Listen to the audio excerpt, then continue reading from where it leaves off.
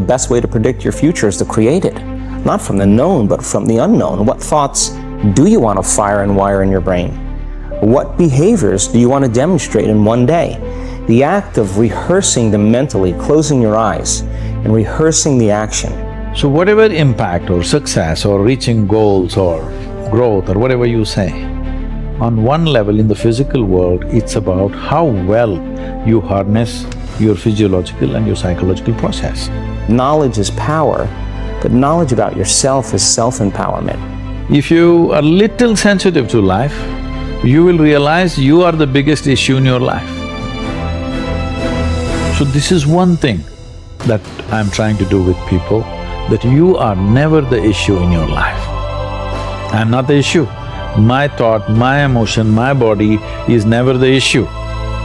My thought, my emotion, my energy and my body are my instruments of function.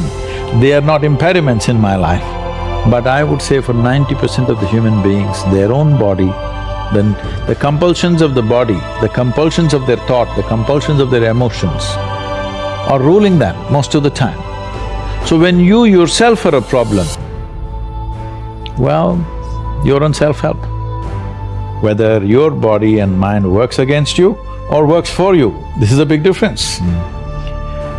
So there is enough evidence to show only when you're in pleasant levels of experience, this happens best. So obviously, joy is first, then growth. If you're joyful constantly and you have no fear of suffering because you understand all human experience comes from within you, and so you have managed to create the kind of experience that you want, now growth is possible unbridled. If you have the fear of falling down and suffering, you will not go very high. So this one fundamental thing has to get across to all the human beings on this planet. Your experience is entirely determined by you. This is what the word karma means, unfortunately. It's become something else here. Karma means action. That means when we say your life is your karma, we are saying your life is entirely your making, 100%. What happens in the world? There are many, many forces involved.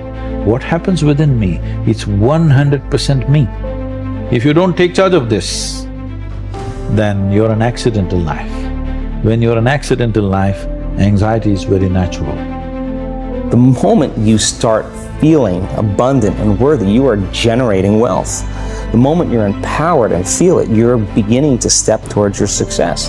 The moment you start feeling whole, your healing begins. And when you love yourself and you love all of life, you'll create an equal, and now you're causing an effect. We're not here as human beings having a spiritual experience. It's the other way around. We are all infinite spiritual beings having a temporary human experience. And coming to a place where we live our lives from that infinite place and beginning to know our soul. As we sit here, this is my body, that's your body, this is my mind, that's your mind. But there's no such thing as this is my life and that's your life. This is a living cosmos. Everybody is free to capture as much as they want. If you capture substantial amount of life, your very presence will become a significant life. Otherwise, you will become a mediocre life. This is the important thing. It's not the knowledge you gather in your head, it's not the muscle that you gather in your body, it's the life. We'll use another analogy, a dream. Let us say we're dreaming that we're being attacked by a tiger. In that condition, we're really afraid.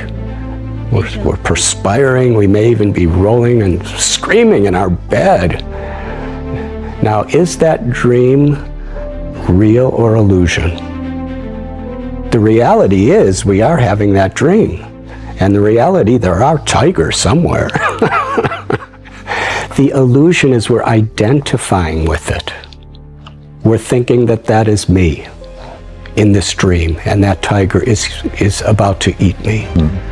But in actuality, the dream is real, we're real, but when we're misidentifying with that dream, thinking that that's happening to me now, then that's the illusion. That's the idea of yoga or true spirituality, to actually learn to live in harmony with one's own self. We have this physical body, we have the mind and all of the thoughts and emotions that come through the mind, but who are we?